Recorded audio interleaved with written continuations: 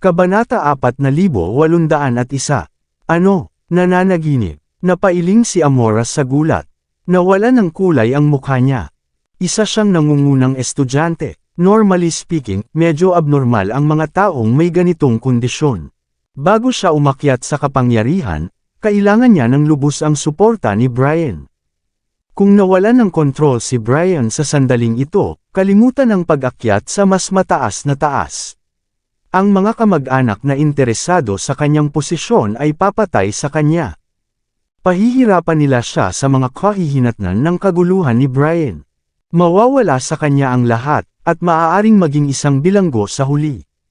Nang maabot ang realisasyong ito, nang inig si Amora kaya muntik na siyang mawala ng malay. Nagkatinginan ang mga nakatataas sa video call. Nang marinig ang balita tungkol sa kakaibang karamdaman ni Brian nang hindi sinasadya, at napuno ng mga ideya ang kanilang mga ulo. Bam! Mabilis na ibinaba ni Amora ang tawag. Tanging kadiliman lang ang nakikita niya. Ang mga nakatataas sa tawag ay nagmula sa iba't ibang paksyo ng pamilya Foster. Nangangahulugan ito na ang kaguluhan ni Brian ay labas sa bag. Walang alinlangan, isang bagyo ang paparating sa pamilya Foster. Bilisan mo, makipag-ugnayan kay Mr. Davis ngayon din. Sigaw niya. Pinilit ni Amora na kumalma, ngunit nanlamig ang buong katawan. Padabog siyang pumasok sa kwarto ng kanyang ama. Sa loob, ang karaniwang mataas at makapangyarihang lalaki ay nagtatago sa sulok. Bigla siyang naghagis ng unan sa hangin. Huwag kang pumunta dito, huwag kang lalapit, hindi kita sinaktan, hindi ko pinatay ang buong pamilya mo. Ang doktor ng pamilya ay nakahiga sa lupa. Gusto niyang tingnan si Brian, ngunit nawalan siya ng malay nang siya ay natama ng vase sa ulo. Ang mga katulong sa paligid ay nanginginig sa takot, hindi sila nang ahas na gumawa ng isang hakbang pasulong. Anong nangyayari sa iyo, ama? Mabilis na tumakbo pasulong si Amora, at tinulak si Brian sa mga balikat. Isa rin siyang dalubhasang martial artist, at mabilis na naiwasan ang bawat pag-atake na dumating sa kanya noon, at pinipigilan si Brian. Mga multo, nakakita ako ng mga multo. Hindi nila ako pinapaalis sa panaginip ko. Hindi nila ako pinapaalis sa gabi. Hindi nila ako pinapaalis kahit na sa araw. Walang dugo ang mukha ni Brian, at basang-basa ang buong katawan sa pawis. Galit niyang pinandilatan ang ilang bahagi ng kwarto, na parang may mga multo doon. Anong nangyari sa tatay ko? Sabihin mo, tanong ni Amora, tumingin sa paligid niya. Pumunta ka dito ngayon din. Kasambahay, nontog ang kasambahay at sinabing, Lady, hindi makatulog si Mr. Brian nitong nakaraang 3 araw. Sa wakas ay nakatulog siya sa umaga, ngunit nagising siya ng isang bangungot pagkalipas ng 5 minuto. Nagsimula siyang sumigaw tungkol sa mga multo pagkatapos nito. Wala tayong magagawa dyan. Namutla na naman ang mukha ni Amora. Hinawakan niya ang kamay ng kanyang ama. Nasaan si Mr. Davis? Dalhin mo siya dito ngayon. Bilasan mo. Bigyan mo siya ng maraming ginto hanggat gusto niya. Hindi mahalaga ang halaga, basta mailigtas niya ang aking ama. Mr. Davis is here, Lady, sagot ng katulong. Nang marinig iyon, napuno ng saya si Amora. Mabilis. Ipasok mo siya sa loob. Ilang sandali pa ay pumasok na ang mga pari na naka-uniforme. Ang ilan sa kanila ay nagwagayway ng kanilang mga krus sa paligid. May mga nagdala pa ng grail na napuno ng banal na tubig para inumin ni Brian. Isang mahinang liwanag ang makikita sa kanyang noo pagkatapos noon. Mabilis siyang nagkamalay. Gayunpaman, ang karaniwang mataas at makapangyarihang si Brian ay basang-basa sa malamig na pawis. Nanginginig ang buong katawan niya. Ito ay malinaw kung gaano katindi ang takot at sakit na kanyang nararanasan. Biglang naalala ni Amora ang sinabi ni Harvey. Hindi siya makatulog sa gabi pagkatapos ng 3 araw. Pagkalipas ng 5 araw, magsisimula siyang magkaroon ng mga guni-guni sa araw. Makalipas ang 1 linggo, malalata ang mga paa niya, na parang paralisado. Pagkalipas ng ilang linggo, sa wakas ay mamamatay siya sa pagod. Inakala ni Amora na parang clown lang si Harvey at sinabi niya ang lahat ng kalokohan pagkatapos mabulgar ang kanyang mga kasinungalingan. Hindi niya akalain na lahat ng sinabi nito ay totoo. Para sa kanya, ang geomancy arts ay mga bagay lamang para lokohin ang publiko. Malamang nagkataon lang ang kalagayan ng kanyang ama. Gayunpaman, sinimulan niyang isipin ang kanyang miserableng wakas dahil sa biglaang pagkakasakit ng kanyang ama. Bigla niyang naramdaman na bigyan niya man lang ng pagkakataon si Harvey na patunayan ang sarili niya. Para sa isa, wala nang mawawala. Isa pa, maipapakita niya sa kanyang ama na hindi siya magdadalawang isip na isakripisyo niya ang dignidad alang-alang sa kanyang kaligtasan. Mabilis na kumilos si Amora sa kanyang iniisip. Charles, kontakin mo si Mandy. Nilingon niya ang kanyang katulong, mukhang malamig at mayabang. Sabihin mo sa kanya iyan para sa kapakanan ng nangungunang 10 pamilya. Bibigyan ko siya ng pagkakataon. Basta ang geomancy expert na dinala niya ay may kayang gawin. I'll consider signing the contract she brought also. Sabihin sa kanya na ito lang ang kanyang pagkakataon, at ito ang pinakamahusay na mayroon siya. Sabihin sa kanya na pahalagahan ito. Natagpuan ni Charlize na medyo kakaiba ang order, ngunit tumatawag pa rin siya. Kinabukasan, ang Fortune Hall ay bukas para sa negosyo, ngunit walang mga customer. 5 G-Wagon ang biglang sumulpot, umuungal ng malakas. Si Prinsipe Gibson, na siyang namamahala sa pagbubukas ng front gate, ay pinagmasdan ang mga tao na may singkit na mga mata. Mabilis niya napagtanto na hindi sila normal na tao. Bumukas ang pinto ng sasakyan, bumungad sa kanila ang maraming lalaking nakasuot at madilim na salaming pang-araw. Mayroon ding ilang mga kanluranin. Binuksan ng isa sa kanila ang pinto ng sasakyan sa pinakagitna. Isang babaeng maikli ang buhok na may gintong gilid na salamin, na nakasuot mula ulo hanggang paa sa Chanel branded na damit, dahan-daang bumaba sa kotse. Siya ay may mapagmataas na tingin tungkol sa kanya, na parabang siya ay mga liga kaysa sa iba. Siya ay walang iba kundi ang sekretarya ni Amora, si Charlize. Nang makita niya ang karatula ng Fortune Hall, pinikit niya ang kanyang mga mata sa pang-aalipusta. Fortune Hall, ngumisi siya. Ito ay isang lugar para sa mga taong manloloko, kung tutuusin. Naiinis si Charlize. Siya ang pinakamahusay na sekretarya ni Amora, at isang mapagmataas na babae. Sa mundo ng negosyo, maraming pinuno ng una at ang mga pamilyang may pangalawang grado ay kailangang magpakita ng kanilang paggalang. Ito ang unang pagkakataon na kailangan niyang makipag-ugnayan sa isang taong nahulog sa kapangyarihan, ngunit agad siyang tinanggihan. Sa tingin ba ni Mandy ay direktang inapos siya ng pamilya Jean? Binigyan namin siya ng pagkakataon na mag-imbita ng isang manloloko, ngunit tumanggi siya. Dahil dyan, kinailangan kong pumunta dito sa napakagandang eskinita. Nakakahiya lang. Lalong nagalit si Charlize habang iniisip iyon. Hindi niya pinansin si Prince Gibson, at pumasok sa Fortune Hall kasama ang kanyang mga bantay. Si Shay, na naglilinis ng lugar nang makita silang pumasok, ay hindi sinubukang pigilan sila. Magalang din siyang nagdala ng ilang tsaa para sa kanila. Gayunpaman, gumamit siya ng murang dahon ng tsaa para sa masa para mapakinabangan ang kita ng Fortune Hall. Lalong naiinis si Charlize na sanay kumain ng marangya. Hindi man lang niya tinapunan ng tingin si Shay. Ikinumpas niya ang kanyang kamay, at hinampas ang tsaa sa lupa. Habang nabasag ang mga tasa sa lupa, napatingin si Charlize kay Harvey, na nagbabasa ng Centennial Book sa likod. Nagbigay ng salita ang aking ginang, Harvey. Nagdesisyon siyang bigyan ka ng pagkakataong magtanghal, alang-alang sa pamilya Jean. Gusto niyang malaman mo kung gaano ka kaswert. Pack your things and come with me to Austrain 5, now. Napatingin si Charlize kay Harvey ng masama. Ang kanyang mga salita ay walang kabuluhan, at ang kanyang tingin ay puno ng pagkasuklam. Nagsalita siya na parang siya ay kasparing si Harvey mula sa isang bagay na masama, na parabang isang biyaya para sa kanya ang magkaroon ng pagkakataong kumapit sa pamilya Foster. Si Cliff, Kellan, Luca, at ang iba pa, na nakayuko sa gilid habang nag-aalmusal, ay nagpalitan ng mga makahulugang tingin. Hindi nila akalain na may taong ganito katanga na darating dito para hamunin si Harvey. Hindi ba niya alam kung gaano kahanga si Harvey? Maging ang mga kilalang tao tulad nina Brody at Nameless ay lubos na pinahiya ni Harvey noong nakaraang araw.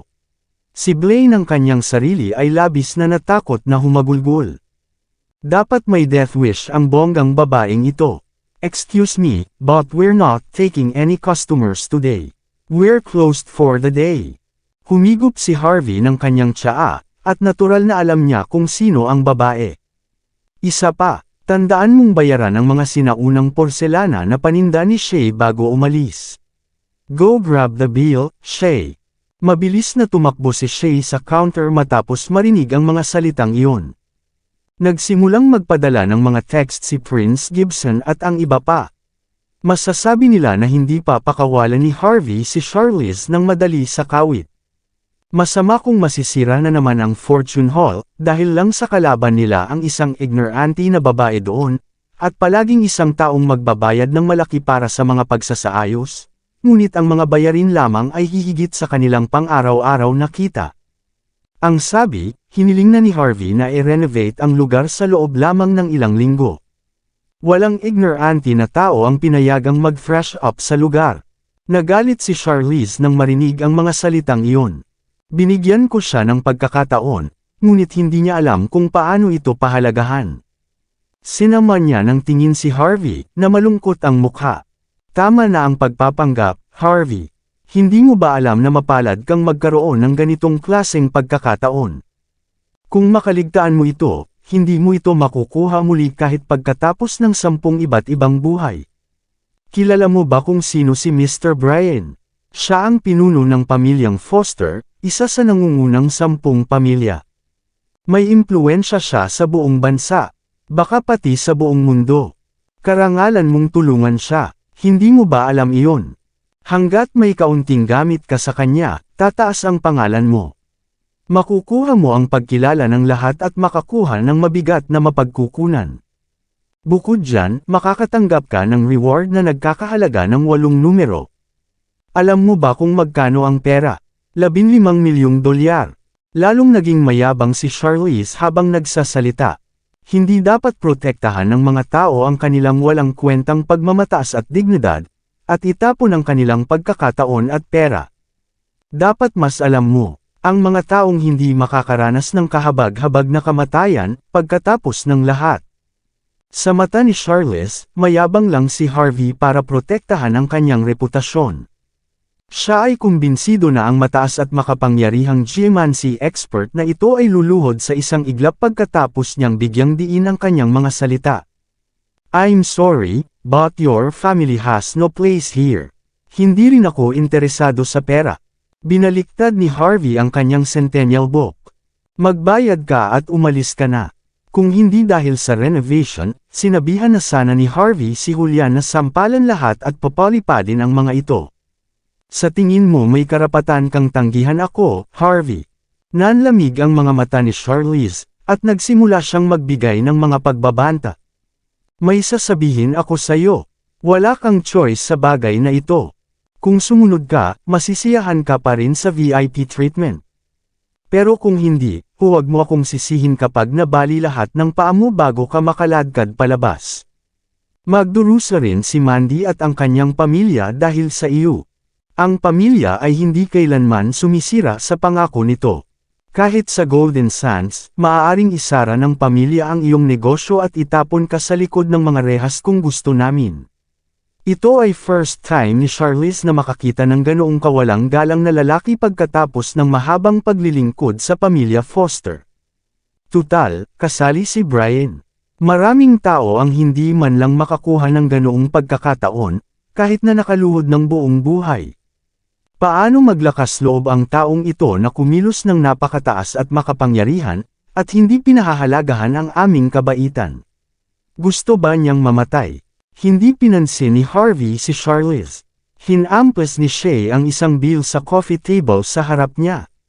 1.5 million. Maaari ka nang umalis kapag nagbayad ka na, sabi ni Shay.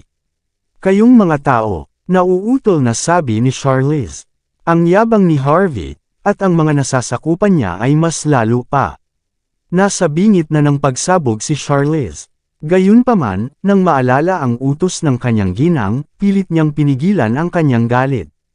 Maraming salamat sa lahat ng sumusubaybay. Please subscribe and follow my YouTube and Facebook channel, Filipino Novel. Maraming salamat po.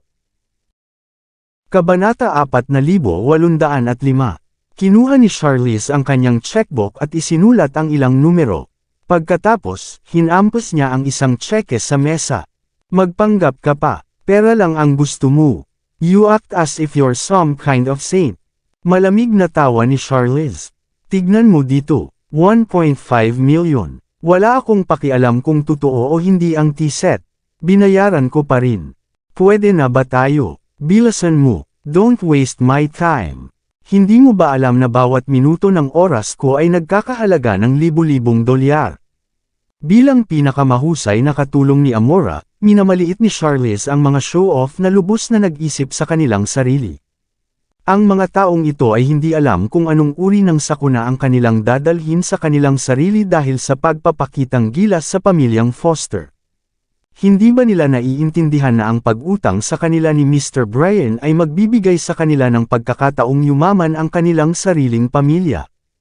Hindi katakataka na maaari lamang nilang gamitin ang pagiging conman sa natitirang bahagi ng kanilang buhay. Napuno ng paghamak si Charlize kay Harvey at sa iba pa. Tumakbo si Shay kay Prince Gibson at sa iba pa, at humigop ng tsaa.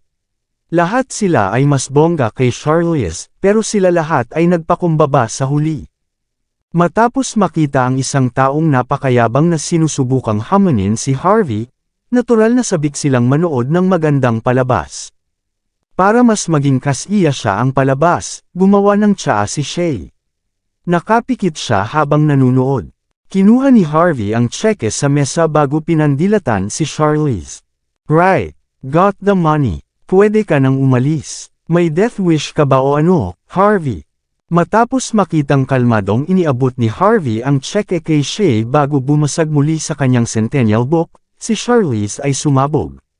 First time niyang makakita ng ganito kamangmang. Sa tingin mo, ganito mo lang ako kawalang galang kapag humihingi ako ng tulong sayo. Shay exclaimed, na itinuro ang galit na galit sa kay Harvey. Sa tingin mo pwede mo lang akong tawanan. Fine, dahil hindi mo gagawin ang hinihiling sa iyo. Kung ganoon ay huwag mo akong sisihin sa hindi kita binalaan. Pinitik ni Charlize ang kanyang mga daliri. Baliin ang kanyang mga paa at kaladkarin siya palabas dito. Malamig niyang utos. Saka siya tumalikod at umalis. Ang kanyang mga gwardya ay pumutok sa kanilang mga leeg at humakbang pasulong, malamig na tumawa. Naririnig mo iyon. Baliin ang kanilang mga binti at itapon sila dito, sabi ni Harvey. Tumayo si Prince Gibson. Kumilos na tayo. Bulalas niya. Si Julian ay sumulyap ng may pang-aalipusta, wala siyang magawa. Pinandilatan ni Shay si Prince Gibson nang walang ginagawa kahit ano. Bahagyang ngumiti sina Kellan, Cliff, at ang iba pa. Nakaramdam ng sobrang awkward si Prince Gibson nang tumayo siya sa harap ng mabangis na mga gwardya gamit ang kanyang saklay.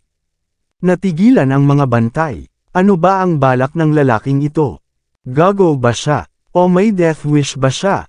Kayo ba ay darating ng paisa-isa, o magkakasama? Tanong ni Prince Gibson na may paghihiganti. Ano ang isang nangingibabaw na tanawin? Gaya ng inaasahan mula sa isang young master na katulad niya. Nagkatinginan sandali ang mga lalaki. Pagkatapos, isang taga-kanluran na nangunguna sa grupo ang naglakad pasulong, na handang ihampas si Prince Gibson sa lupa. Bam! Walang pigil na hinampas ni Prince Gibson ang lalaki gamit ang saklay. Muli niyang ibinaba ang saklay. Bas again. Naputol agad ang isang buto. Dahil si Harvey ang nag-utos na baliin ang ilang mga paa, natural na hindi magpipigil si Prince Gibson. Kunin mo siya. Ang natitirang mga gwardya ay natigilan saglit, pagkatapos ay sumugod gamit ang kanilang mga kamao. Kahit na ang kanyang mga binti ay natatakpan ng plaster, si Prince Gibson ay anak pa rin ni Quill, bakit siya matatakot sa isang grupo ng mga bodyguard sa unang lugar? Wala pang isang minuto, lahat ng lalaki ay binugbog. Nakahiga sila sa sahig na bali ang mga binti, humahagulgol sa sakit. Ang huling nakatayo takot at nagmamadaling umatras, na nanginginig ang buong katawan niya sa takot kahit nakatayo siya sa harapan ni Charlize. Ikaw, nataranta si Charlize, kahit isang pilay ay kahanga-hanga ba ito? Anong biro? Ibinaba niya ang 12 mga tauhan ko gamit ang kanyang saklay. Walang maniniwala sa akin kung sasabihin ko iyon. At gayon paman, ang lahat ay nangyari sa harap ng aking mga mata. Napalitan ng pangit na ekspresyon ang mukha ni Charlize. Sinamaan niya ng tingin si Harvey. Naiintindihan mo ba ang ginawa mo? Alam mo ba ang kahihinatnan na kailangan mong harapin dahil sa iyong kawalang ingat? Ngumiti ng mahina si Harvey. Hindi ko alam, pero alam ko kung ano ang mangyayari kay Brian. Nanaginip siya kaninang umaga, diba? Sabihin mo kay Amora na magkakatotoo ang lahat ng sinabi ko. Wala na siyang maraming oras. Sabihin kay Brian na isulat ang kanyang kalooban. Kung hindi, hindi siya magkakaroon ng isa pang pagkakataon. Judging from Amora's position, she'll be buried with her father if he died without a will. Binalak ni Harvey na pahirapan si Brian habang tinatapakan si Charlize, at wala siyang balak magpigil. Bastos. Gustong manligaw ni Charlize, ngunit napuno siya ng takot matapos marinig ang tumpak na pahayag tungkol sa kay Brian na kondisyon. Siya ay kinagat ang kanyang ngipin, at gusto niya talagang sakalin si Harvey hanggang mamatay. Nakikita kung gaano kabangi si Prince Gibson sa kabila ng kanyang bali na binti. Gayunpaman, wala siyang pagpipilian kundi lunukan ang kanyang puot. Kung ano ang umiikot, dumarating, Harvey. She snarled, gritting her teeth. Maghintay ka lang. Hinaway-kaway niya ang kanyang kamay, saka umalis kasama ang mga sira niyang lalaki. Paglabas pa lang nila, maraming construction worker ang nagpakita kung saan-saan. Itinaas nila ang kanilang mga martilyo sa harap ni Charlize, at binasag ang G-Wagons hanggang sa halos hindi na sila magkamukha sa mga sasakyan. Goddammit, mga bastos kayo, napaluha si Charlize. Ang mga kotse ay pag-aari ng pamilya Foster, pagkatapos ng lahat. Balak niyang magpakitang gila sa kanila, pero ngayon, pareho na ang mga binti ng bodyguards at ang mga sasakyan ay hinampas. Paano niya ipapaliwanag ito? Kung gagawin niya, siya ay mabagbog sa kamatayan. Siya ay sumigaw sa matuwid na galit, itinapon ang kanyang pagmamataas. Tawagan mo ang mga pulis. Gawin mo na agad. I want that bastard behind bars. Ang pagtawag sa mga pulis ay nakatadhana na walang silbi. Ang pamilyang Foster ang siyang nagdulot ng gulo noong una, at gayon paman, sila ang humihingi ng hustisya. Nang matanggap ni Soren ang tawag, mabilis niyang ibinaba ang tawag pagkatapos ng walang tigil na pagskim sa paksa. Sa sobrang galit ni Charlize, malapit na siyang mag-ubo ng dugo. Wala siyang choice kundi bumalik sa Austrian 5, na nanginginig sa takot. Nakaluhod siya na may nakakakilabot na ekspresyon habang siya ay ipinaliwanag ang lahat ng detalye kay Amora. Ang bastos na iyon ay walang respeto sa pamilya, M-Lady. Hindi lamang niya tinanggihan ang ating kabaitan, ngunit nakuha pa niya ang kanyang mga tao na basagin ang ating mga kotse at baliin ang mga binti ng ating mga lalaki. Sinabi pa niya sa amin na pahihirapan niya kami kapag hindi kami nakalabas ng lungsod sa loob ng 3 araw. Natural, hindi ilalantad ni Charlize ang kanyang sarili sa pagiging mataas at makapangyarihan. Sa halip, inilagay niya ang lahat ng sisi kay Harvey. Naniniwala siyang aalisin ni Amora si Harvey sa galit para masugpurin ang galit nito. Subordinate lang si Charlize, pero hindi siya papayag na mapahiya ng ganito. Kawili-wili. Bakas ang galit sa magandang mukha ni Amora. Ang isang maliit na pritong tulad niyan ay hinahamon tayo. Ang pamilya ay dapat naganap na hindi nakakapinsala sa kanya. Ang mga mangmang na tulad niya ay hindi malalaman kung anong uri ng lakas ang nangungunang 10 pamilya ay mayroon. Medyo naasar si Amora, pero not to the point na malapit na siyang mawala ng kontrol. Ang mga taong tulad niya ay patuloy na lumalaban sa aming pamilya, iniisip na ang aming lakas ay limitado dahil wala kami sa shadow. At saka anong nangyari? Lahat sila ay nagdusa ng malubha, hanggang sa kinailangan nilang lumuhod sa harap ng tarangkahan ng pamilya. Ang isang ignorante na tao na may death wish tulad ni Harvey ay hindi magagawang galitin si Amora, gayunpaman. Sinabi mo na hindi hinarap ni Soren ang sitwasyon pagkatapos mong tumawag, di ba? Tanong ni Amora matapos mapaalalahanan sa isang bagay. Tama ka, kinagat ni Charlize ang kanyang mga ngipin. Dapat binili ng bastard ang pulis. Lady, kailangan natin sa tumawag sa Royal Court. Ipaalam ito sa Country H Police Station. Ang mga batas ng bansa ay tila medyo malabo ngayon, kung tutusin, mahinahong sabi ni Amora. Naniniwala ako na ang suporta ni Harvey ay magiging kanyang pinakamalaking banta sa lalong madaling panahon. Natural, si Amora ay isang makaranasang babae. Hindi magiging mahirap na makitungo sa mga taong nagtago sa likod ng mga makapangyarihang tao, gayunpaman. Sa lakas ng pamilya Foster, mapapaluhod ni Amora ang mga taong iyon. Parang medyo overkill. Ngunit wala siyang oras na paglaruan ng maliliit na fries tulad ni Harvey sa isang desperadong oras. Pinlano niyang gawin ang lahat, at siguraduhing walang pagpipilian si Harvey kundi ang lumuhod sa natitirang bahagi ng kanyang buhay. Kasabay nito, gusto niyang ipakita sa kanya kung ano ang mangyayari kung ang sinuman sa lungsod ay lalaban sa Fosters. Tuwang-tuwa si Charlize, at naniwala siyang maibabalik niya ang kanyang pride sa pamamagitan nito. Isang lalaking nakasuot ng pantulog ang naglakad pababa sa spiral staircase nang tatawag na sana siya. May iilang subordinate na sumusunod sa kanya, ngunit matigas ang ulo niya para maglakad ng mag-isa sa halip na umasa sa iba pa. Siya ay walang iba kundi ang mataas at makapangyarihang pinuno ng pamilya Foster, si Brian. Ang isang tao mula sa top-rated na bilog ng buong bansa ay natural na magkakaroon ng kanyang sariling pagmamataas at dignidad. Ama, sumugod si Amora, at hinawakan ang kanyang kamay. Si Charlize at ang iba ay lumuhod, na nanginginig sila sa takot, sobrang takot na gumawa ng isang tunog. Casual na umupo si Brian sa kanyang upuan, at humigop ng kanyang itim na tsaa bago tuluyang nagsalita. Nakakahiya kung tumawag tayo sa Royal Court para sa isang maliit na bagay. Natural, nagawa ni Brian na panatilihing kontrolado ang sarili sa tulong ni Ginoong Davis. May hawak siyang krus sa kanyang kamay. For the time being, bumalik na sa normal ang ekspresyon niya. Ama, I'm planning to show Harvey our strength since hindi niya tayo binibigyan ng respeto, sabi ni Amora. Noon lamang siya luluhod sa harap ng ating mga tarangkahan at paglingkuran tayo ng kusa. Kung tutusin, wala tayong oras makipaglaro sa mga ganyang nobodies. Bababaan lang ang standards natin. Kalmadong humigop ng tsaa si Brian habang ninanamnam ang katahimikan. Matapos ang mahabang sandali, sa wakas ay nagsalita na rin siya. Hindi ako makatulog sa gabi pagkatapos ng 3 araw.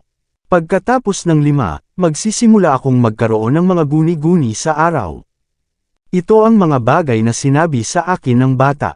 Kung tutuusin sa mga nangyari nitong mga nakaraang araw, malinaw na hindi na ito nagkataon lang.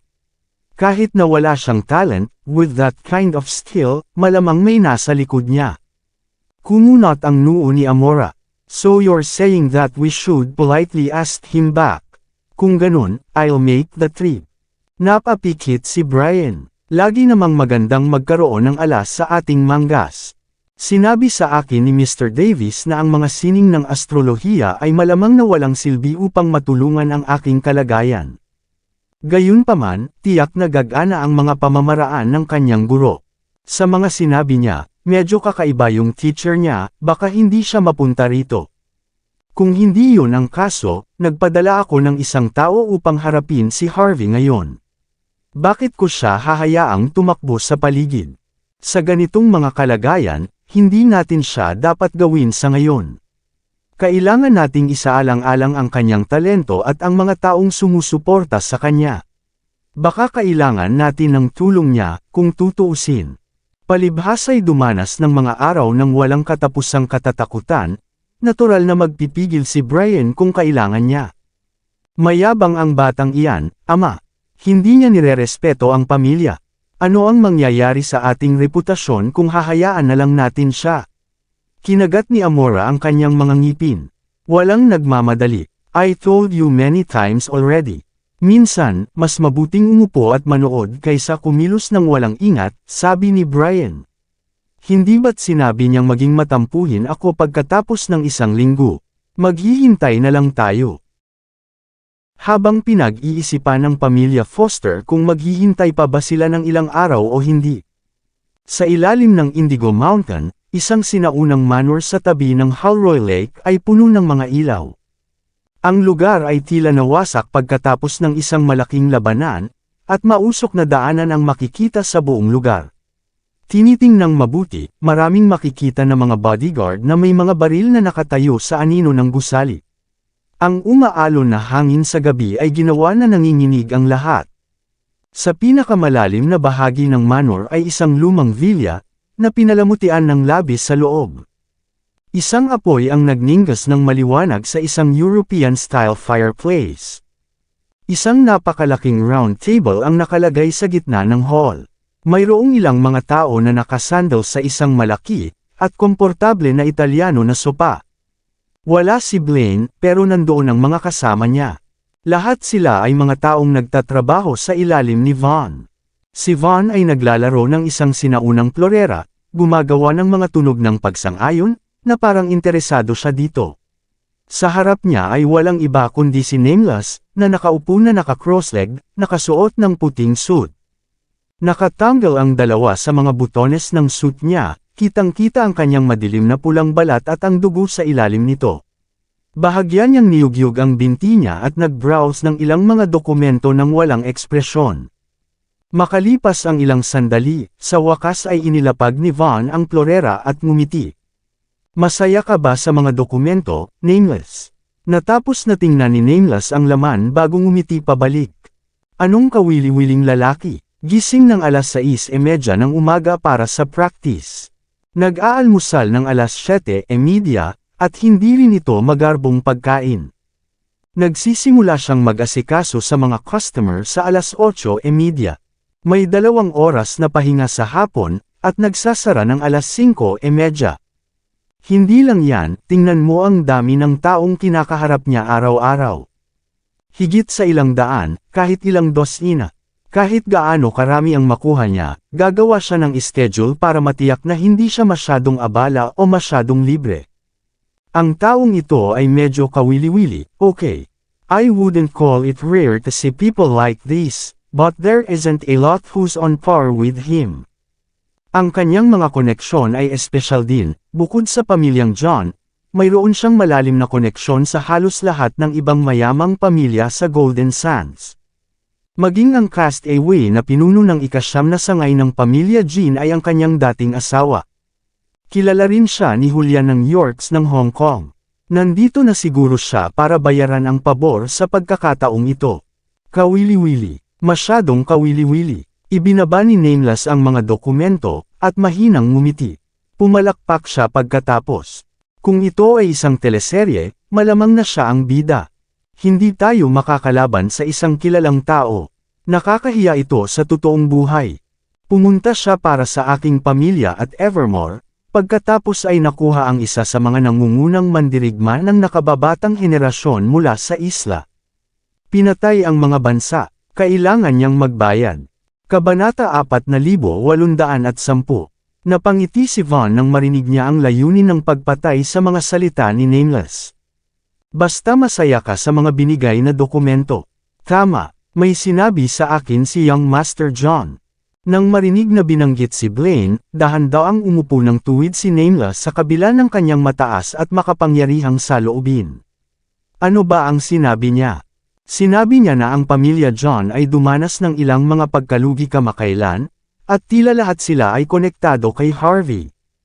Ipapahiya lang niya ang sarili niya kung kalabanan niya si Harvey, na mataas ang status ngayon. Mas maganda kung ikaw na lang ang gagawa. Maari ka niyang linisin pagkatapos nito. Malinaw na may ibang kahulugan ang mga salita ni Vaughn, at medyo nakapagpapalakas ng loob niya. Natigilan si Nameless. Tapos, ngumiti siya. May kikitungo lang ako sa ilang mga bug para kay young Master John, anyway. It's just business between us. Mas mabuting maging mas bukas ang isipan.